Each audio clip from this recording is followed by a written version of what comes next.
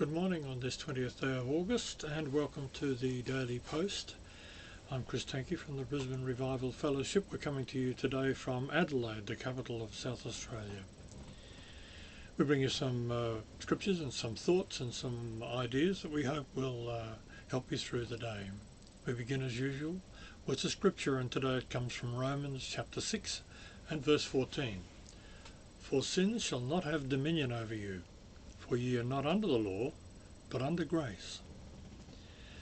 To read the Bible in a year today, we need to keep going through Psalms, and Psalms 105 and 106, and 1 Corinthians chapter 3. The thoughts for the day: a determined person will do more with a pen and paper than a lazy person will accomplish with a personal computer. An invincible determination can accomplish almost anything, and in this lies the great distinction between great men and little men. To take all that we are and have and hand it over to God may not be easy, but it can be done, and when it is done, the world has in it one less candidate for misery. The motivational thought for the day: if you have a goal in life that takes a lot of energy, that requires a lot of work, that incurs a great deal of interest, and that is a challenge to you, you will always look forward to waking up to see what the new day brings. On this day, in 1741, the Danish explorer Vitus Bering discovered Alaska, and in 1913, on this day, the first pilot to parachute from an aircraft, successfully we suppose, was Adolphe Pagode of France. In 1914, in World War I, German troops occupied the Belgian capital Brussels on this day. And in 1929, the first airship flight around the Earth flying eastward was completed on this day. In 1995, at least 350 are killed in one of the worst railway accidents in India, when two trains, both heading for Delhi, collided at Firozabad, approximately 120 miles from the capital. The personal story of the day is entitled Real Comfort and Rest. Ever had one of those hectic days when you need more time than the clock offers? When everyone is after you to help and your tasks seem endless? You might wonder, did Jesus ever struggle like this? And if so, how did he handle it?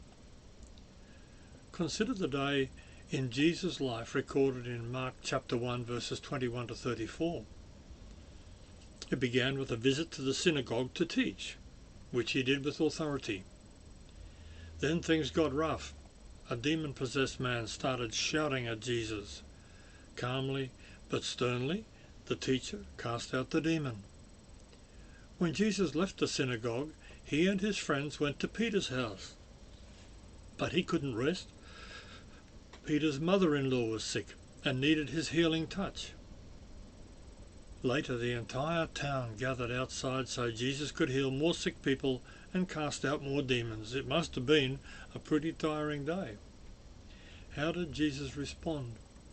Did he take the next day off, head for the cool mountain streams of Caesarea Philippi?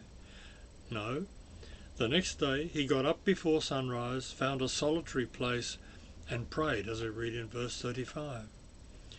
He sought the rejuvenating power of his Father's presence and blessing. How do you handle a tough day? Get alone with God and seek his help. The devotional thoughts of the day, and the first is entitled Happy and Fruitful, and the scripture comes from John chapter 15 and verse 5. Further references from John chapter 15 verses 1 to 17. I am the vine, ye are the branches. He that abideth in me, and I in him, the same bringeth forth much fruit. For without me ye can do nothing. Christ is our all in all. The fullness of our purpose and joy is to abide in him. I am the vine is Jesus' seventh and final, quote, I am, unquote, statement in the Gospel of John, verses 1 and 5. In this encouraging metaphor, he is the vine, and we are the branches, and the Father is the gardener.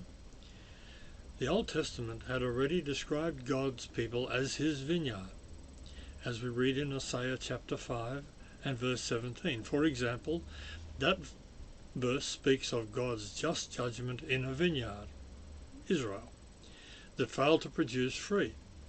Jesus' parable in Matthew 21 verses 33 to 43. For that they would be punished, though the Lord promised to plant them again in their own land, as we read in Amos chapter 9 verses 13 to 15. Jesus' teaching has similar themes. The relationship with God, the Father, the gardener, and us, the branches, is one of accountability. If people are not fruitful, he cuts them off and throws them into the fire. This picture may mean that such a person was never a true Christian, or it may show how much a person has wasted his or her life. If we are fruitful, though, we do not merely coast into heaven. God prunes us to improve us. More invitingly, the relationship between Christ, the vine, and us, the branches, is one of intimacy. To abide in him is the key to being fruitful and to fulfilling the gardener's expectation. It is a breathtakingly simple and straightforward proposal. Abide in him and we will bear fruit. Fail to abide and we cannot bear fruit. Verse 5. All of this is for God's glory and our joy. Verse 8 and verse 11. The second thought is entitled Taking Control. It's what I call a bottomless pit, the eternal rut, the everlasting guilt trap. It is never ever satisfied. It is like a rabid dog with a tapeworm. It lies in wait around every corner. The one who struggles with it feels like a loner, isolated in his fight, devoid of God's love and mercy, left to wither in his starvation, misunderstood, dirty, unaccountable, and trapped. He asked himself, what if my church, my friends, my family, my spouse ever found out? And he hides further in his overwhelming sin. It touches every mortal, but clings to the one who refuses to exercise fellowship and true discipleships. It is the chief culprit for obsession, addiction, and compulsion. Yet its addiction is legally promoted on countless street corners, magazines, movies, the internet, and even prime-time TV. It's responsible for the breakdown of the marriage and family, yet we laugh at it in nearly every TV sitcom. It's the one-way street sign that has no destination and is the ultimate lie. And her name is lust. Christians can talk about many shortcomings, but lust is that unsavory little secret that mustn't ever be mentioned. Singles do not have a monopoly on it, because it smothers everyone who wants more and more and more.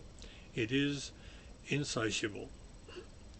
Lust has infiltrated every level of the church and has continued so for 2,000 years. It knows no stranger. It is a cancer of a free society.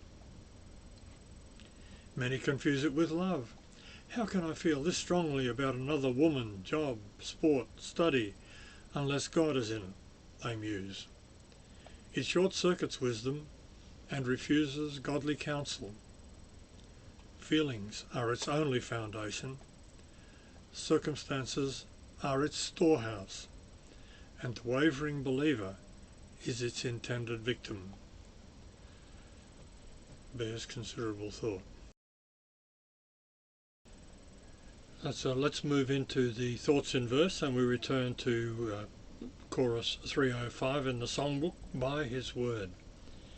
The second verse, which is quite similar to the first verse. Yesterday we looked at the results of his word. So by his word. Today we look at the results of his name. So by his name. So the second verse says, by his name I have no fear in me. By his name death cannot swallow me.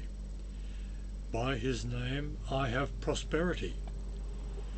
By his name sickness can't dwell in me. By his name I walk in victory. By his name I've been set free. Once again, the words of this chorus fit in quite well with what we've been talking about today. Facts of the day. The female lion does 90% of the hunting. A lot less than that percentage of the eating. Gorillas sleep as much as 14 hours per day. The thoughts of the day, closing thought for today. Who cares for me above all others? Take the time to find out. Thank you for being with us this morning. We look forward to your company again tomorrow morning. We hope you have a blessed day. Bye for now.